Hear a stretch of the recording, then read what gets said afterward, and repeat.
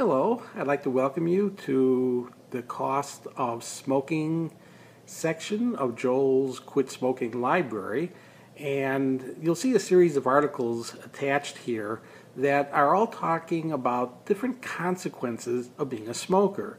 When you hear the cost of smoking, people can interpret that many different ways because, hey, there's many different costs of cigarettes. There's the obvious economic cost.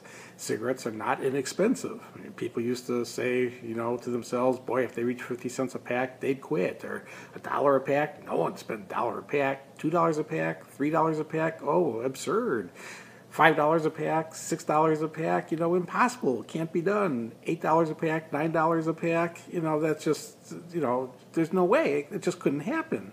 Well, you'll see people now spending over $10 a pack, and you have to understand there's no bottom to this or no top to this. People will spend whatever it takes to smoke. So that's one obvious cost. Ones that should be obvious to everybody, considering what we've understood for decades now, is the health costs of smoking. Cigarettes are deadly. They kill 1 out of 2 people who use them, and even the people who don't eventually die from it are often impaired by it. So their cause of death may be something else, but it literally took a toll on their health in the interim. Then we have the social problems that go with being a smoker, the professional problems with being a smoker.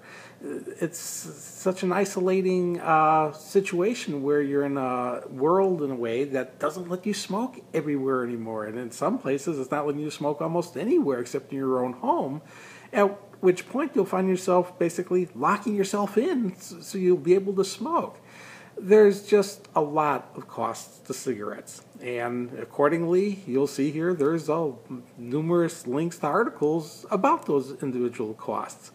It's interesting, though, because sometimes one person will be affected by one section. Again, maybe the economics. Some people will be affected by the health or the social or the job implications. It's the type of thing that I really want people to see cigarettes in their entirety, to see all the costs. Because if you just look at the one, as I said, you'll pay whatever it takes if money were the only factor. But none of these things are the only factors. They're all a combination. And that's the thing. If you see cigarettes in their entirety, all the problems that go with them, you'll find yourself more motivated to realizing you don't want to be stuck with this kind of life anymore. So the costs of cigarettes are extreme. They will cost you a fortune. They can cost you your social status. They can cost you your careers in a way. They can cost you your health, very literally. They can cost you your life. To avoid paying all these costs, it really is a matter of making and sticking to a personal commitment to never take another puff.